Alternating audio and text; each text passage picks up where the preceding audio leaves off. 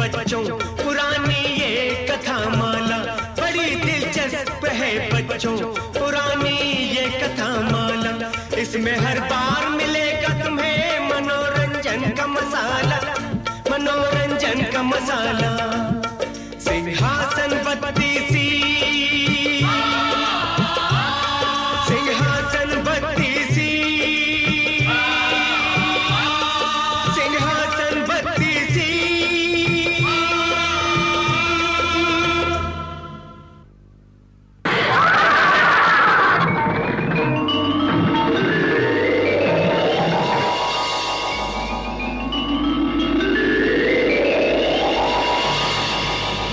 ठहरिए राजा भोज, जरा रुकिए। कहाँ जा रहे हैं? न्यायी में परम न्यायी, वीरों में परम वीर महाराज विक्रमादित्य के सिंहासन पर बैठने? नहीं राजा भोज, तुम इस सिंहासन पर बैठने के योग्य नहीं हो। जरा सोचो, ऐसा कौन सा गुण है तुम में जो तुम्हें 32 पुतलियों वाले सिंहासन पर बैठने के योग्य बनाता है? है कोई ऐसा गुण? रुको, मैं तुम्हें महान सम्राट वीर विक्रमादित्य की कहानी सुनाती हूँ। एक दिन की बात है, वो अपने दरबार में इसी सिंहासन पर विराजमान थे। इस पत्र को तुरंत पाटलिपुत्र भेजने की व्यवस्था कीजिए। जो आज्ञा महाराज। और इनसे कहिए कि यदि यह स्थिति पर नियंत्रण न कर सके तो हमें तुरंत सूचित करें। हम युद्ध टालना चाहते हैं, पर इसका कोई यह अर्थ न निकाल ले कि हमें युद्ध करने का साहस नहीं। उचित है महाराज। और कोई समस्या? महाराज, राज्य के सैनिकों ने कल एक स्त्री को पकड़ा है। स्त्री को? क्यों? वो आत्महत्या का प्रयत्न कर रही थी महाराज। आत्महत्या? हमारे राज में कोई ऐसा सोचेगा इसकी हम कल्पना भी नहीं कर सकते। यह आत्महत्या करने वाले पे नहीं, हम पे कलंक है। कोई दुखिया स्त्री है महाराज। कैसा दुख? उस स्त्री को हमारे सम्मुख प्रस्तुत किया जाए।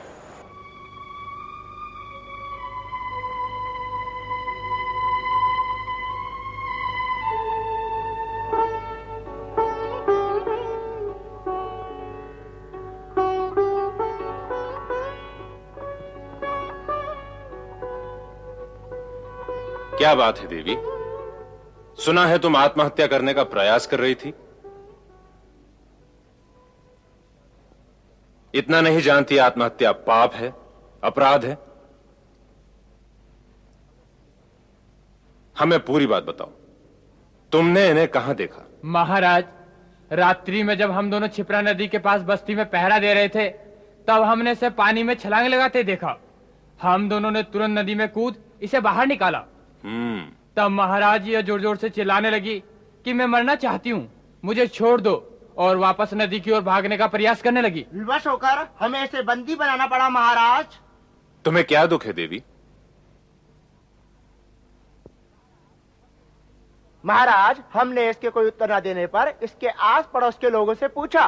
पता लगा कि ये स्त्री अकेली रहती है और विक्षिप्त सा जीवन जी रही है। हमें अपनी पूरी बात बताओ देवी, तुम्हारी समस्या क्या है? तुम कौन हो? तुम्हारा दुख क्या है? ऐसी कौन सी पीड़ा है जिसके कारण तुम अपने प्राण देकर हमारे राज्य के गौरव को कलंकित करने जा रही थी?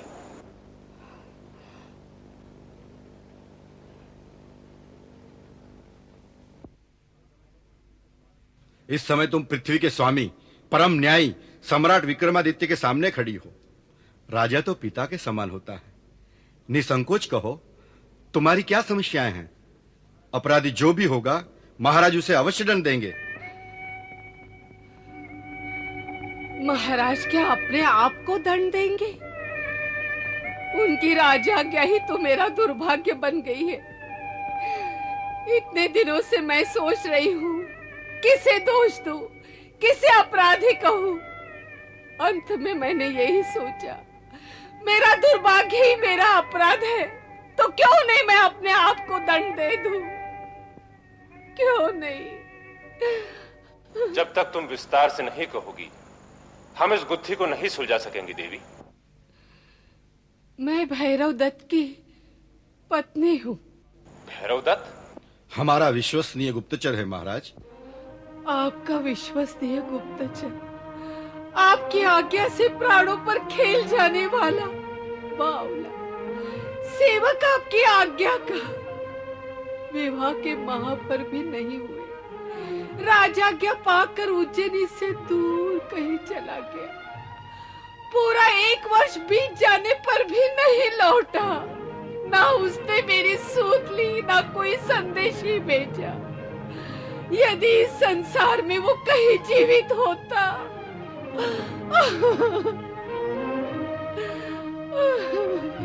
ऐसा अब शुकन मत बोलो देवी। वो विक्रमादित्य का सेवक है, उस पर उंगली भी उठाने वाले को कड़ा दंड मिलेगा। वो जहां भी है सुरक्षित है। कोई वर्ष भर पूर्व आपने प्रजा की स्थिति जानने तथा किसी अनहोनी घटना या षड्यंत्र की सूचना बटोरने सभी दिशाओं में अपने गुप्तचर भेजने की आज्ञा दी थी। भैरव दत्त को आपने दक्षिण की ओर समुद्र की सीमा तक भेजा था। शेष सारे आ गए, पर वो नहीं लौटा तो उसकी खोज करने का प्रयत्न किया गया या नहीं? सैनिकों को भैरव दत्त की खोज में भेजा था, पर वे निराश लौटे। उनका अनुमान था कि वे कोई दुर्घटना में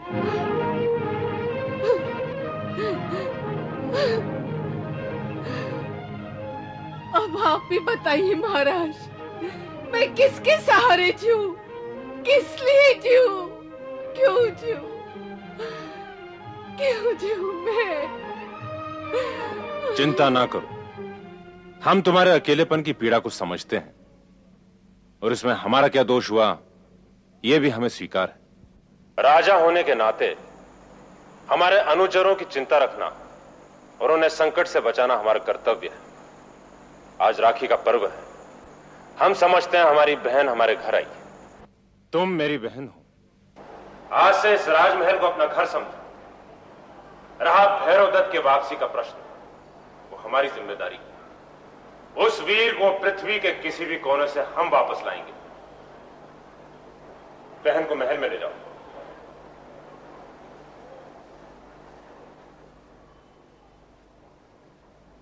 महाराज, दक्षिण के समुद्र के पास द्वीपों में कुछ अनहोनी घटनाओं की सूचना कुछ यात्रियों ने दी है।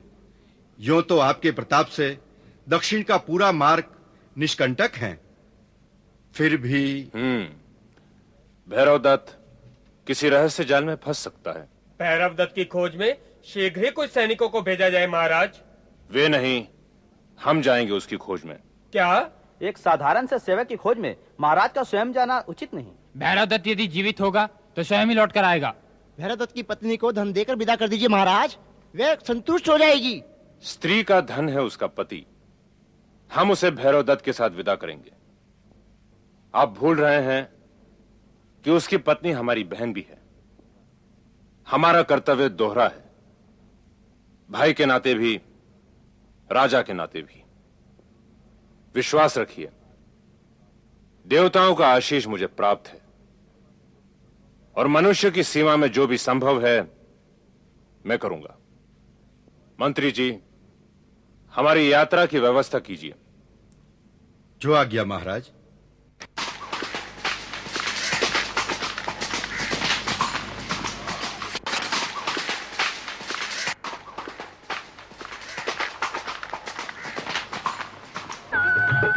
जय जय करुणाब्दे महादेव शंभु।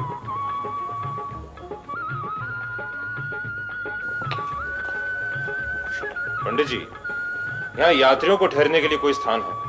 ठहरने के लिए कोई विशेष स्थान तो नहीं है। सागर दर्शन के लिए जो यात्री आते हैं वे यहीं मंदिर में ही ठहर जाते हैं। वर्ष भर पहले उज्जैनी से कोई युवक यहाँ के ठहरा था, भैरव दत्त था उसका नाम। नाम तो स्मरण नहीं, पर एक युवक यहाँ अवश्य आकर ठहरा था, उज्जैनी का ही था। उसी के खोज में मैं आया। उसकी किसी के साथ लड़ाई हो गई, यहाँ से पास ही गांव में बुरी तरह घायल हो गया था। अब सुना स्वस्थ हो रहा है। कितना दूर है ये गांव? सागर किनारे किनारे चले जाओ तो कोई 6 कोस।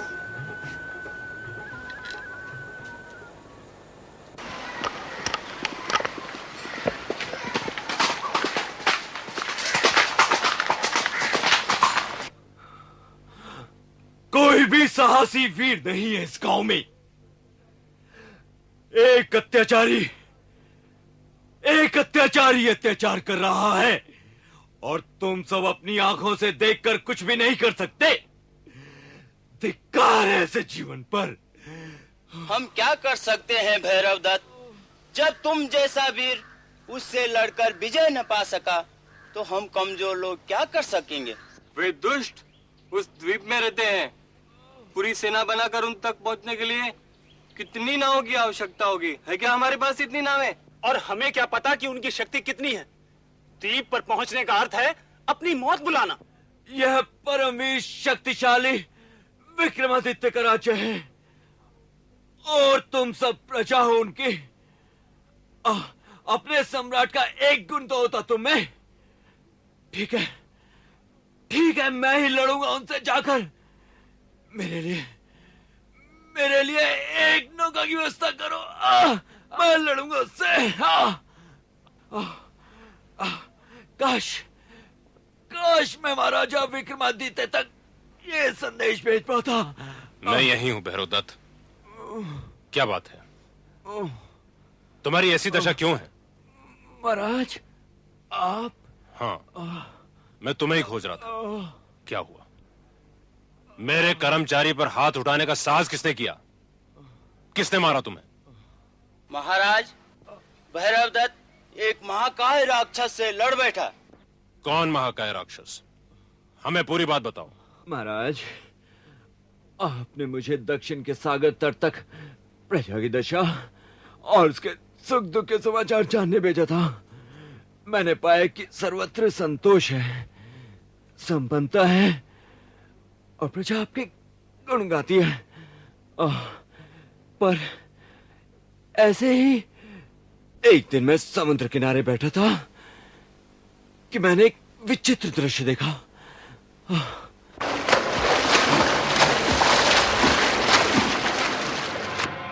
हमें बचाइए, हमें बचाइए, बचाइए, हमें बचाइए, बचाइए, हमें बचाइए।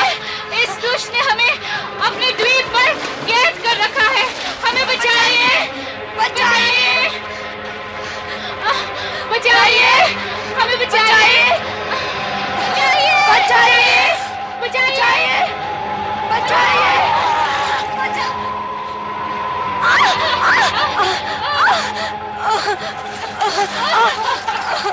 छोड़ दो इन्हें!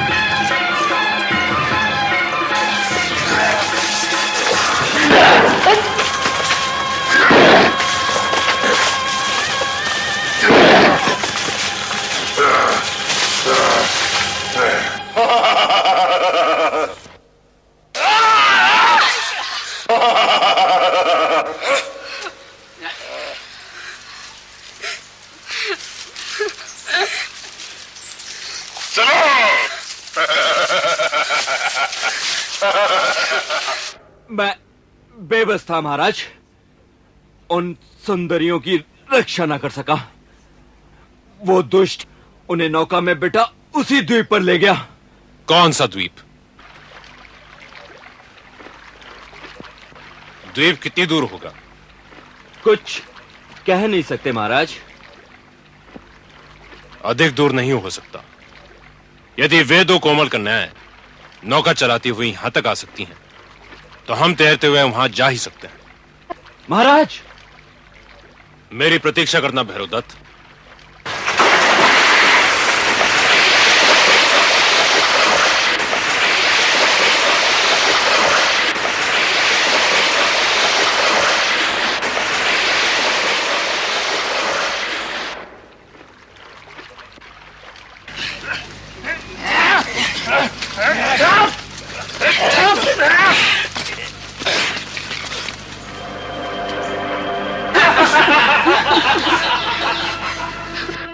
मुझे नहीं लगता कि शेष जीवन हमारा यहाँ से छुटकारा हो पाएगा। कभी हम अपने घर लौट सकेंगे, अपने माता पिता से मिल भी पाएंगे। मुझे लगता है कि अब तक उन्होंने भी हमें मृत समझ लिया होगा। उन्हें क्या पता कि हम दोनों यहाँ इस द्वीप में बंदी हैं। पता होता तो शायद वे हमें छुड़ाने का प्रयत्न भी करते। क्या लेने आए हो तुम दोनों? कहाँ के हो? कच्छ से आए हैं, बहुत दूर से। सब हमारे पास दूर दूर से आते हैं, और हमसे जो लेके जाते हैं ना, वह भी बहुत दूर का होता है। क्या चाहिए तुम्हें? नगर सेठ को दास दासियां चाहिए। मूल्य अधिक लगे कोई बात नहीं, पर वे अच्छे और गुणवान होने चाहिए। अरे बलादित, तो ऐसे दास दासी देगा कि तुम्हारे नगर सेठ भी कहेंगे क्या बात। दो तो राजकुमारियां हैं, उनका अपहरण करने हम गए थे। उनका नाम सुनकर हमारा एक साथी भी मारा गया, पर ले ही आया आखिर। हो दम तो खरीद लो, गांठ में माल होना चाहिए। लाए हो ना? अरे पहले कुछ बतलाओगे भी या यूं ही बड़बड़ करते रहोगे? जाओ, दोनों को लेकर के आओ, और नहीं आए तो घसीटते लाना। जाओ जल्दी।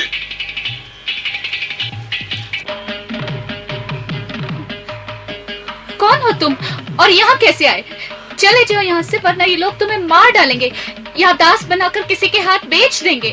तुम साहसी पुरुष हो, पर तुम यहाँ अकेले हो। आप मेरी चिंता न करें, मेरा नाम विक्रमादित्य है। दूसरों को पीड़ित अवस्था में छोड़कर चले जाना मेरे धर्म में नहीं। आप अपने विषय में बताइए। हम दोनों बहनें राजा चक्रपाल की पुत्रियां हैं। महल के उद्यान में थी, तभी एक दुष्ट राक्षस हमें अपहरण करके यहाँ ले आया और अब हमें दासी के रूप में बेचना चाहता है। अब निश्चिंत रहें, आपका कोई कुछ नहीं बिगाड़ सकता। लगता है कोई आ रहा है। कोई बात नहीं।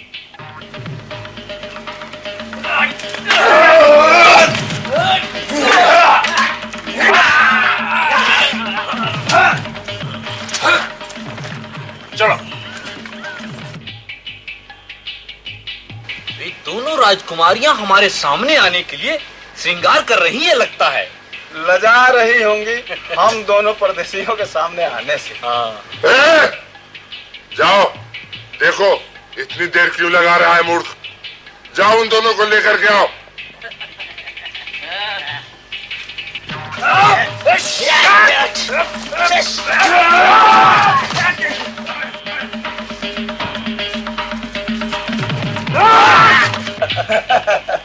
इसमें संदेह नहीं कि दोनों राजकुमारियां परम सुंदर होंगी। अरे जो जाता है वही कहो के रह जाता है। कहिए बलादित्य जी, यदि वे न आ रही हूँ तो हम ही चले उन सुंदरियों के दर्शन को। कौन हो तुम? इस प्रश्न का उत्तर देने के पहले या बाद मुझे तो तेरी दुर्दशा करनी ही है।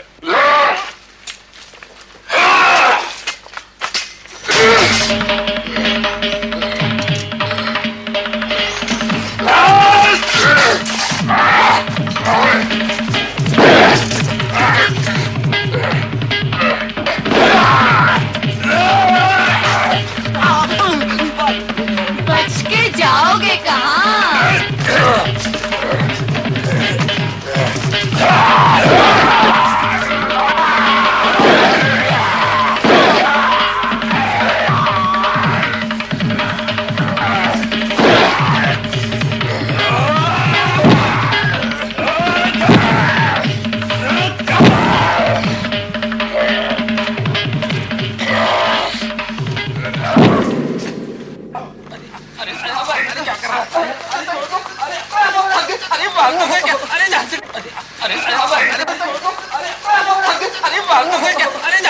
चलो।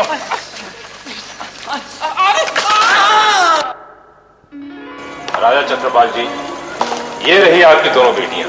पिताजी। बेटी, मैं आपका जीवन भर आभारी रहूंगा सम्राट। आप सचमुच साहसी और समर्थ हैं। भगवान महाकाल की कृपा।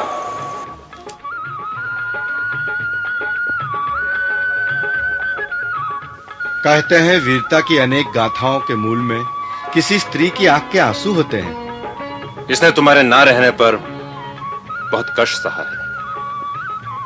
मेरी बहन को सुख से रखना, और हां, तुम्हारी वीरता और साहस के लिए यह पुरस्कार।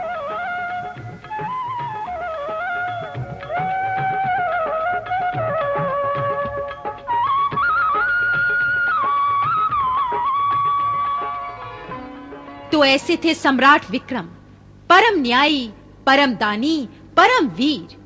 तू भी इस पृथ्वी का राजा है और विक्रमादित्य के सिंहासन पर बैठने की इच्छा रखता है, पर इस सिंहासन पर बैठकर तू विक्रमादित्य नहीं हो जाएगा। जरा सोच, विक्रम के गुणों का 10 मांस भी है तुझ में। हर पुतली का